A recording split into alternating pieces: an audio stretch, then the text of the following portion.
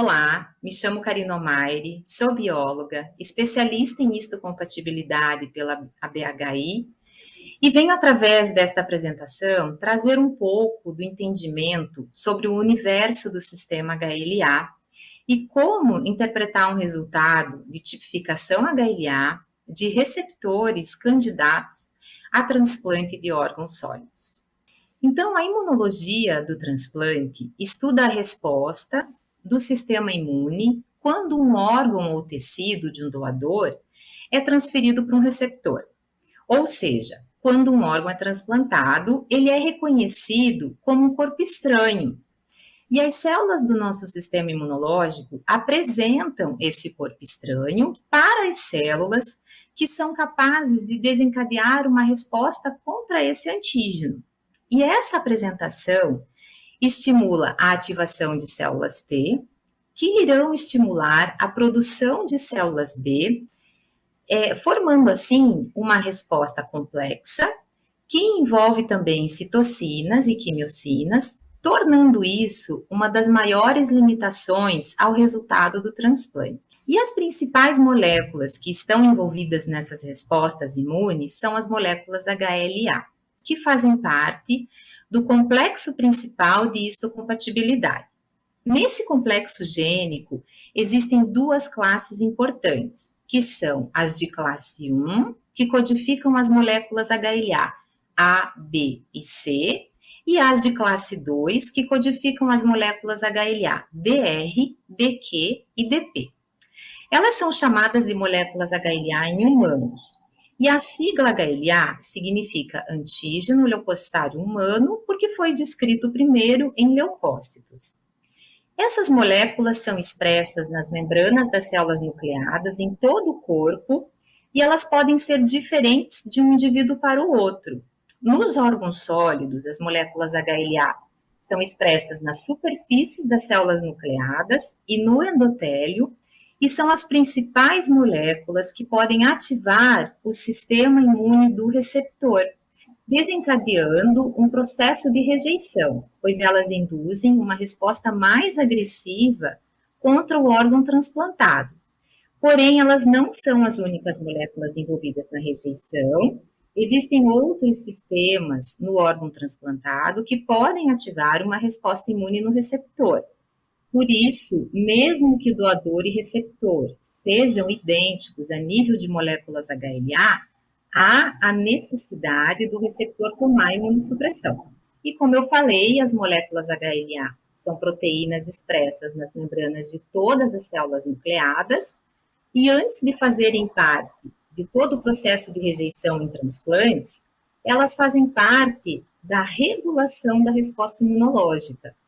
Existem dois grupos dessas moléculas sendo expressas nas células, sendo as moléculas HLA de classe 1 representadas por três tipos principais, A, B e C, e as moléculas HLA de classe 2 representadas pelos tipos DR, DQ e DP.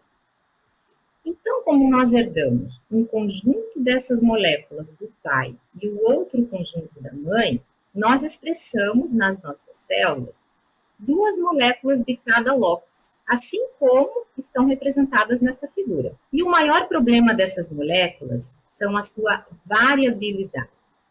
Elas acabam sendo diferentes de uma pessoa para outra, por isso possuem essa característica de serem polimórficas. Cada variante de um locus gênico é chamado de alelo.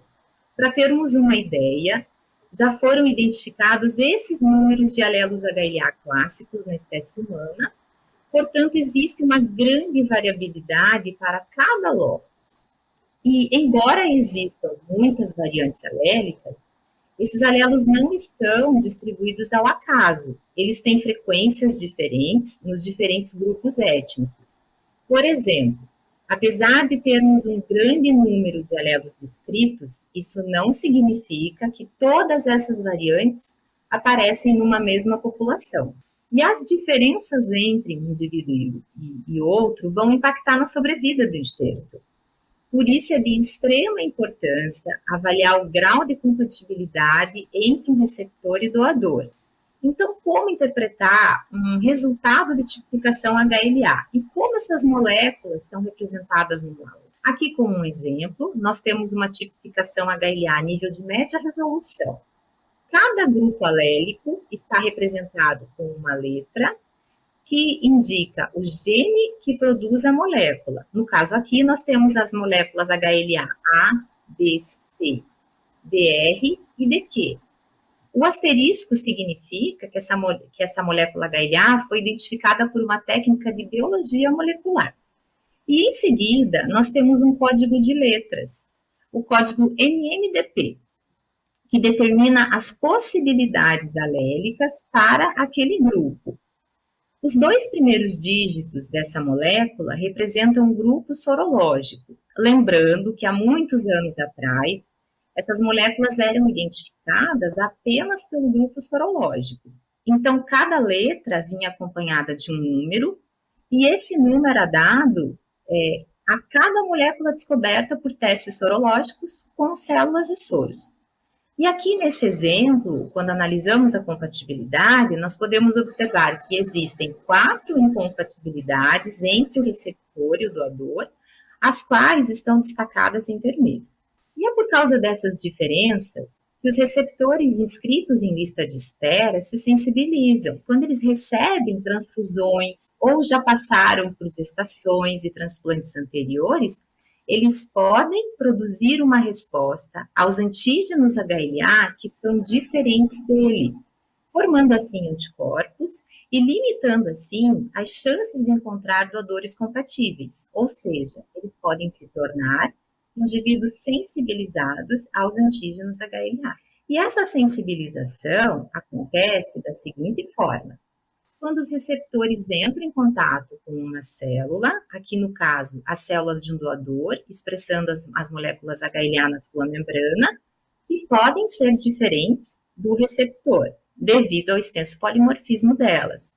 Essa situação pode estimular respostas imunicelular mediada por células T e resposta humoral, que pode desencadear a produção de anticorpos contra os antígenos do doador.